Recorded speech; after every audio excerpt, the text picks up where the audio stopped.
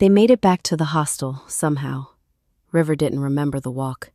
She was sitting on the edge of her bed with her phone in her hands and nothing on the screen, when Kaylee sat down beside her without a word. They sat like that for a while. The room quiet, the sounds of the street drifting up through the window. River stared at the floor.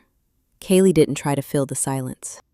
After a while, River told her about the live stream, the funeral in 2 days, the link her mom was going to send. I don't know if I'm going to tune in. I can't see her like that. Because if I do, then it's real.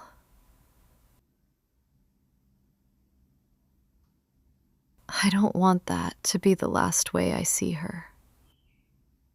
River, you have to. Kaylee's voice was quiet and certain. You set up that call. You made that happen when nobody else thought to. You gave her that night, and she gave you something back. You know she did. You'll regret it if you don't. And I think you already know that. She did know. She had known from the second Kaylee said it. Will you sit with me? Yeah, obviously. They sat together 2 nights later, laptop open between them. The time difference made it late. Outside the window, the city was still going. Music somewhere, voices, the sound of another country living its ordinary life. The link was already open. River stared at it for a long moment, her hand hovering near the trackpad, unable to make herself click. Kaylee didn't rush her. She only shifted closer until their shoulders touched. River breathed in, held it, and let it go. Then, with Kaylee beside her, she clicked the link. The stream loaded. Nana was in the casket, hands folded, her face peaceful in a way it hadn't been on the video call. The swollen eye was gone. She looked like herself, a stiller, quieter version of herself, but unmistakably herself. Like someone who had finally put down something very heavy. She's not in pain anymore. The thought came quietly and stayed. The diabetes isn't taking anything else from her. Something in River's chest loosened just slightly. The service was gentle and full. Her name spoken over and over by people who had loved her in all the different ways a person gets loved across a whole lifetime. River listened to every word from a hostel bed in Europe, Kaylee's shoulder warm against hers. I kept thinking of her as my Nana, but she wasn't only mine. She was someone's mother, someone's friend, a whole person, loved by so many. Then Uncle Mal's voice came through the stream. Before we close, there's something my mother wanted me to share with everyone.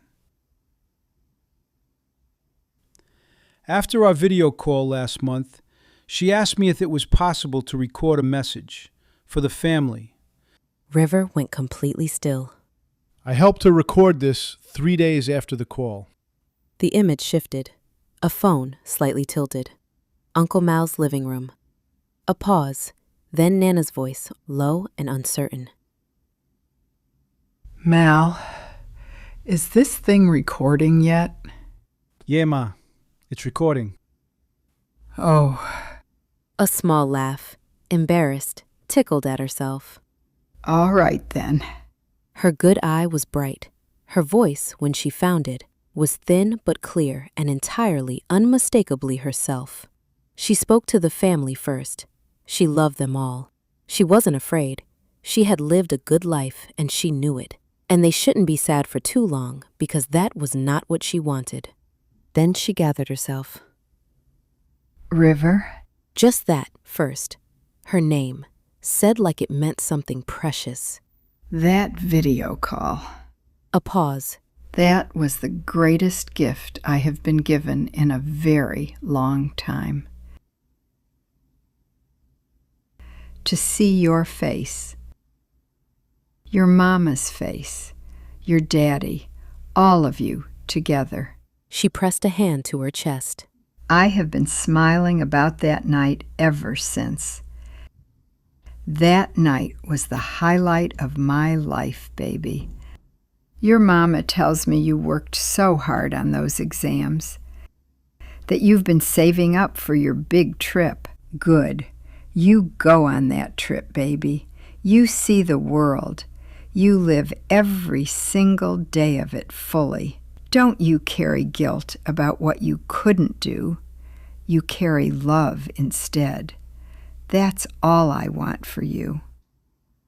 You remind me of your mother, but you got something extra, baby. Something all your own.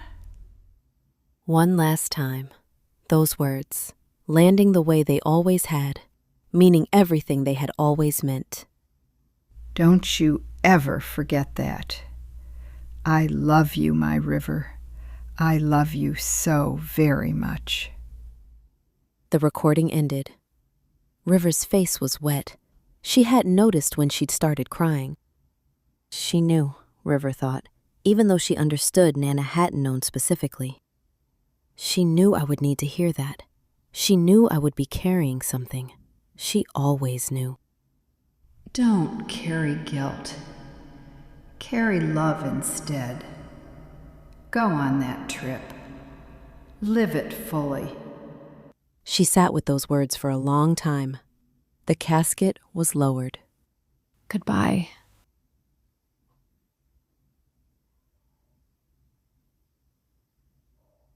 And then she sat in the dark of the hostel room and let herself feel all of it, the grief and the gratitude and the love, until it settled into something she could carry.